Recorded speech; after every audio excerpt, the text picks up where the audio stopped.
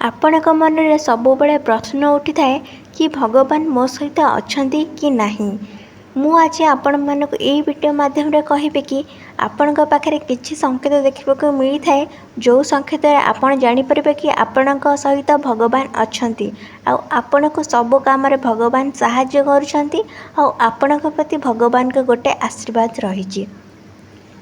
କିନ୍ତୁ ସବୁଠାରୁ ବଡ଼ କଥା ହେଉଛି ଭଗବାନ ସେଇ ଲୋକଙ୍କ ପାଖରେ ରୁହନ୍ତି ଆଉ ସେଇ ଲୋକଙ୍କ ସହିତ ରହିଥାନ୍ତି ଯେଉଁ ଲୋକମାନଙ୍କର ମନ ନିର୍ମଳ ହୋଇଥାଏ।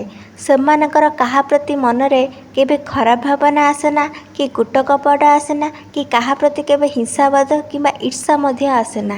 ସେଇଭଳି ଲୋକମାନଙ୍କ ସହିତ ଭଗବାନ ସବୁବେଳେ ଥାଆନ୍ତି।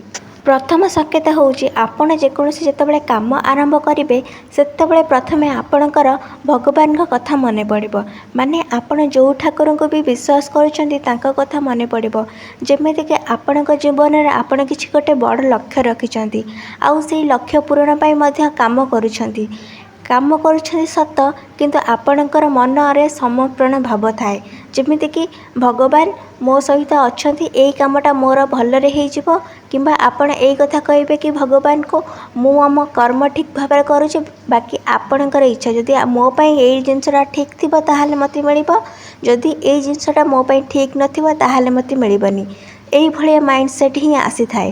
ତାପରେ ଆଉ ଗୋଟେ କଥା ହେଉଛି ଆମେ ଖାଲି ଭଗବାନଙ୍କୁ ମନେ ପକାଉନଥାଉ, ଭଗବାନ ମଧ୍ୟ ଆମକୁ ମନେ ପକାଉଥାନ୍ତି। ଯେମିତିକି ଧର ଆମେ କାହାରି କଥା ଭାବୁଥାଉ, କିନ୍ତୁ ଯଦି ଭାବିବା ଭିତରେ ବି ସେ ଲୋକର ଫୋନ୍ ଆସିଥାଏ। ଏଇଟା କେମିତି ହେଇଥାଏ ନା ଆମ ୟୁନିଭର୍ସର ଗୋଟେ କନେକ୍ଟ ଅଛି କି ଆମେ ଯାହା କଥା ଭାବିବା ସିଏ ବି ଆମ କଥା ଭାବିବ। ଠିକ୍ ସେହିପରି ଆମେ ଭଗବାନଙ୍କ ସ୍ମରଣ କରୁ, ଯେମିତି ଭଗବାନ ମଧ୍ୟ ଆମକୁ ସ୍ମରଣ କରିଥାନ୍ତି। ସେଥିପାଇଁ ଅଧିକାଂଶ ସମୟରେ ଆମ ମନରେ ଭଗବାନଙ୍କ କଥା ଆସିଥାଏ।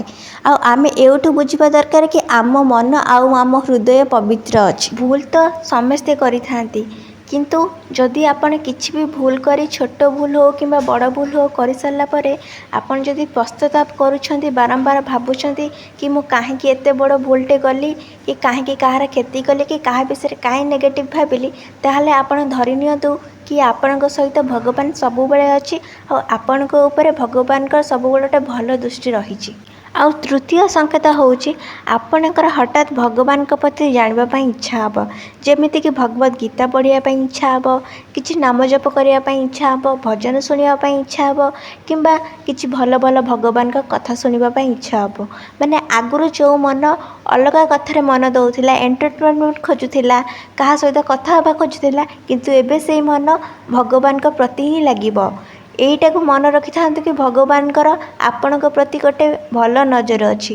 ସେଥିପାଇଁ ଆପଣଙ୍କ ସହିତ କନେକ୍ଟ ହେବା ପାଇଁ ଆଉ ଆପଣ ଭଗବାନଙ୍କ ସହିତ କନେକ୍ଟ ହେବା ପାଇଁ ଭଗବାନ ଏସବୁ କରିଥାନ୍ତି। ଆଉ ଗୋଟେ ସଂକେତ ମନେ ରଖନ୍ତୁ, ଯେତେବେଳେ ଆପଣଙ୍କ ସହିତ ଭଗବାନ ଥିବେ ଆପଣଙ୍କ ପାଖରେ ଏହି ଲକ୍ଷଣ ଦେଖାଯିବ। ଆପଣ ବେଳେବେଳେ ନିଜେ ଅନୁଭବ କରିଥିବେ କି ଆପଣଙ୍କର କୌଣସି ଜାଗା ଯିବା ପାଇଁ ଥିବ, କିନ୍ତୁ ଆପଣଙ୍କ ମନ ବାରଣ କରୁଥିବ କି ସେଇ ଜାଗାକୁ ନ ଯିବା ପାଇଁ। ଆଉ କିଛି ଲୋକଙ୍କ ସାଥିରେ ନ ମିଶିବା ପାଇଁ ମଧ୍ୟ ମନ ବାରଣ କରୁଥିବ। ବେଳେବେଳେ କିଛି କାମ କରିବା ପାଇଁ ମଧ୍ୟ ମନ ବାରଣ କରୁଥାଏ। ଏହିସବୁ କରିବାର କାରଣ ହେଉଛନ୍ତି ଭଗବାନ ଚାହାନ୍ତିନି କି ଯେଉଁ ଲୋକମାନେ ଆମ ପାଇଁ ଖରାପ ଆଉ ଆମର କ୍ଷତି କରନ୍ତି ସେମାନଙ୍କ ସାଥିରେ ଆମେ ମିଶୁ ବୋଲି, ଆଉ ଯେଉଁ ଜାଗା ଆମ ପାଇଁ ଭଲ ନୁହଁ କି ଯେଉଁ ଜାଗାକୁ ଗଲେ ଆମ ସହିତ କିଛି ଦୁର୍ଘଟଣା ଘଟିବ, ସେଥିପାଇଁ ଆମେଙ୍କ ମନରେ ଏସବୁ ଧାରଣା ଆସିଥାଏ। ଆପଣ ଦେଖିଥିବେ ଆପଣଙ୍କ ମନକୁ ଯେଉଁ ଜାଗାକୁ ଯିବା ପାଇଁ ବାରଣ କରୁଥିବ, କିନ୍ତୁ ପରେ ଆପଣ କିଛି ଶୁଣିବାକୁ ପାଇଥିବେ କି ସେଠି କିଛି ଗୋଟେ ବଡ଼ ଦୁର୍ଘଟଣା ଘଟିଥିବ। ଏଇଟା ହେଉଛି ଭଗବାନଙ୍କର ଗୋଟେ ବଡ଼ ସଂକେତ। ଆଉ ଗୋଟେ ବଡ଼ ସଂକେତ ହେଉଛି ଆପଣଙ୍କ ମନରେ କୌଣସି ପ୍ରଶ୍ନ ଆସିଥାଏ ଆଉ ଯେଉଁ ପ୍ରଶ୍ନର ଉତ୍ତର ଆପଣଙ୍କୁ କୌଣସି ଭିଡ଼ିଓ ଥ୍ରୋରେ ମିଳିଯାଇଥାଏ କିମ୍ବା କୌଣସି ଗୁରୁଜନ କିମ୍ବା ଆମ ସାଙ୍ଗସାଥିମାନଙ୍କ ଦ୍ୱାରା ଆମକୁ ସେ ପ୍ରଶ୍ନର ଉତ୍ତର ମିଳିଯାଇଥାଏ। ଆଉ ଆପଣ ଅନେକ ସମୟରେ ଆପଣଙ୍କ ଫୋନରେ ଦେଖିଥିବେ କୌଣସି ଥମ୍ବନେଲରେ ଲେଖା ହେଇଥିବ କି ଚିନ୍ତା କରନି ମୁଁ ତୁମ ସହିତ ଅଛି, କାହିଁ ଅଯଥା ବ୍ୟସ୍ତ କରୁଛ, ତୁମ ସହିତ ଯାହା ଘଟିବ ଭଲ ଘଟିବ, ଯାହା ବି ଘଟୁଛି ଭଲ ଘଟୁଛି, କେବଳ ଭଗବାନଙ୍କ ଉପରେ ବିଶ୍ୱାସ ରଖ। ଯେଉଁ ଏଇଭଳି ଭାବରେ ଥମ୍ବନେଲ ଆସିଥାଏ କିମ୍ବା କୌଣସି ଫଟୋରେ ଯଦି ଲେଖା ଆସିଥାଏ, ତାହେଲେ ଆପଣ ବୁଝି ନିଅନ୍ତୁ ଏସବୁ ଆପଣଙ୍କୁ ଭଗବାନ ପଠାଉଛନ୍ତି ଆଉ ଆପଣଙ୍କ ସହିତ ଭଗବାନ ଅଛନ୍ତି। आउ गोटे संकेत होउची बेले बेले आमे कौन काम करने पूर्वर आम माइंड गोटे पॉजिटिव आसी थाए कि हाँ ये कामटा मो द्वारा हो मुझे काम बहुत भल करी जमी गोटे पिला गोटे एग्जाम प्रिपेयर होउची किंतु स्टार्टिंग ता माइंड रे बहुत पॉजिटिव थिबो कि हाँ मोर ये एंट्रेंस हो क्वालिफाई आ मु बहुत भल मार्क रखी जदि यही भाया भाव भावना आसूची कि आपण मन में कि आपण जो कम भी करने को चाहूँ से कम आपणकर हो जान एटा हूँ भगवान संकेत। आउ गोटे संकेत हूँ आपण मन में दया भाव जागृत हम जमीक जीवजंतु प्रति दया भाव जागृत हम जदि आपण कौन बाटर जाऊँगी कि कौन वृद्ध लोक को देखुं साहाय्य करने कि हाथ धरी किसी बाट नहीं जावाई किंबा कौन दुखी दरिद्र लोक मान प्रति भी आपण दया भाव हम किसी साहाय्य करने जदि एमती दया भाव आपण मन में आसूची ताहले आपण निश्चिंत हो जातु कि भगवान